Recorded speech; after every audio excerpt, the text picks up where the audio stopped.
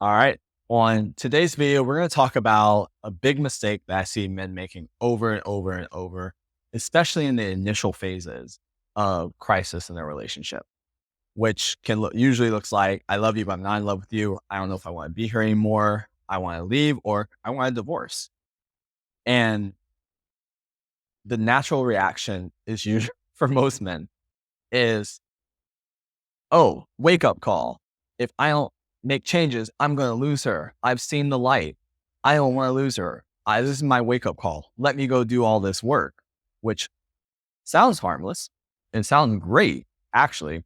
But usually how it ends up playing out is, let me go do all the things that I know I should have been doing this whole time and haven't been. And let me do it all right now and show her all the change that I can possibly make so that she will have hope to be with me again, and she will love me again, and she will want to be with me again. And think about this. You've just gone from 0 to 100. And for her, it's like, okay, this man has not been showing up for likely years. And now suddenly there's all this stuff immediately. And she gets flooded. She gets flooded by this. She doesn't know what to do. It's just overwhelming. It's too much change too fast. And it also carries with it the hidden thing, we'll call it, of, you could have done this the whole time. You just chose not to because you didn't care about her enough to do it. And when you do too much at once, you're overloading her with that belief too. It's like, oh, wow, you were capable of doing all this stuff, but you didn't because you didn't care enough about me.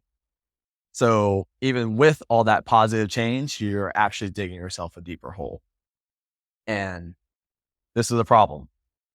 And another issue with this is that it's not really sustainable.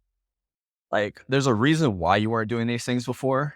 And likely after this, you're out of this fight or flight mentality, this panic, this crisis. You're likely not going to keep doing those things because it's just too much.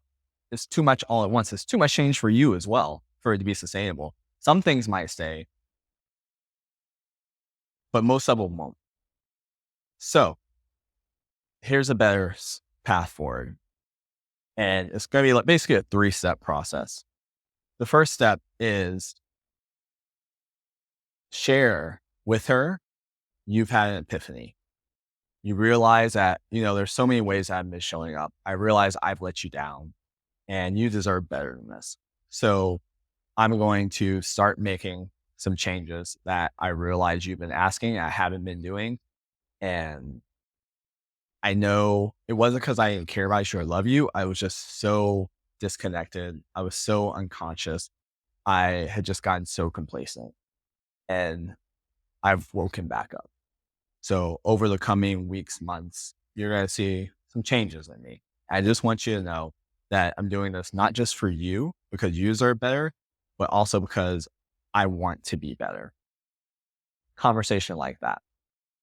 The next step is go make a list of all those changes that you realize you've been needing to do.